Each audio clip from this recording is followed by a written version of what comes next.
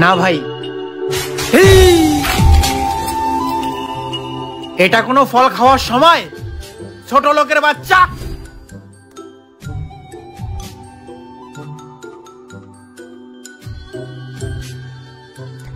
না, এটা তো কথা ছিল না। না না না না, এটা তো চাপ। আবার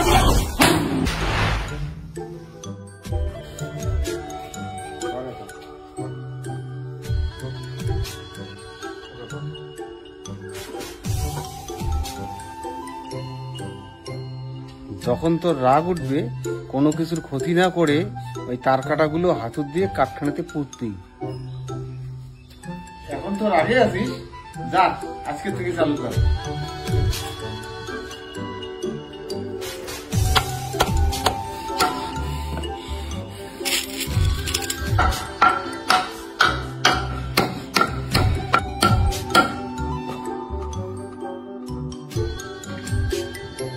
কোথায় গেল?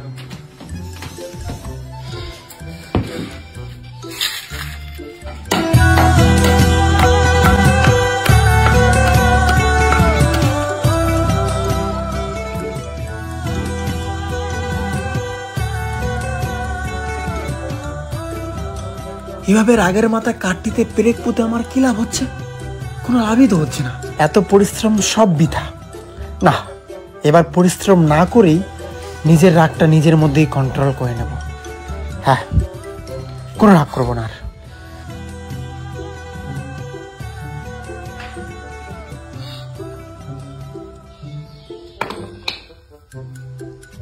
বাবা, আমি আর পেরেক পুঁতবো না।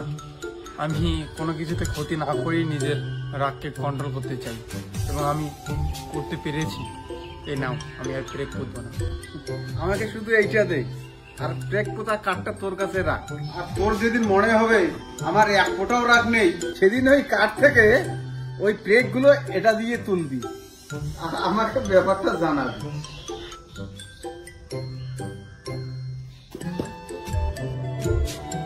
বাবার লজিক আমি কিছুতেই বুঝতে পারছি না।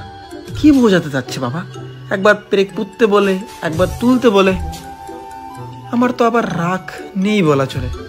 আমি তুলে নিচ্ছি পেরেকগুলো। চলো।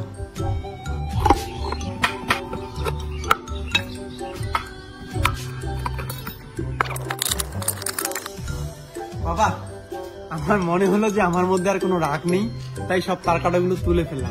এখন এক কাজ কর, তোর পোতা পেরেকের আঘাতে কাঠটিতে যে ছিদ্রগুলো হয়েছে সেগুলো এখন তুই বন্ধ কর। এটা তো সম্ভব নয় কখনো। জীবনটাও ঠিক এরকম রে বাবা।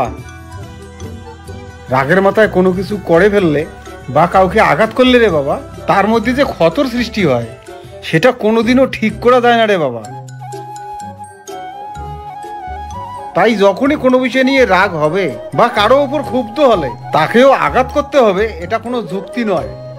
কারো মনে দুঃখ দিয়ে কথা বলা উচিত নয় রে বাবা। রাগের মাথায় কাউকে দুটো কথা বলে নিজের রাগকে থামাতে পারবে, কিন্তু একটা জিনিস মনে রাখবে, সেই তোমার দেওয়া কষ্টটা আর তোমার খারাপ ব্যবহারটা সে সারা জীবন মনে রাখবে। আর কোনো কিছু ভুল করার পর ভুলটা বুঝে লাভ কি? সেটা কেমন হয় বলতো? কারো পেটে ছুরি মেরে মার্ডার করে ফেললাম, পরে বললাম সরি, আমার ভুল হয়ে গেছে। কোনো লাভ নেই। তাই সময় থাকতে বুঝতে শেখো।